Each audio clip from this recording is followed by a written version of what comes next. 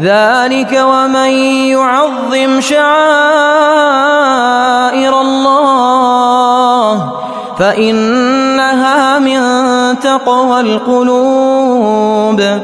لكم فيها منافع إلى أجل مسمى ثم محلها إلى البيت العتيق.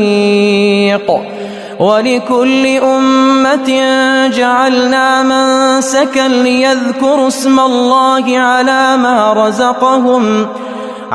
ما رزقهم من بهيمة الأنعام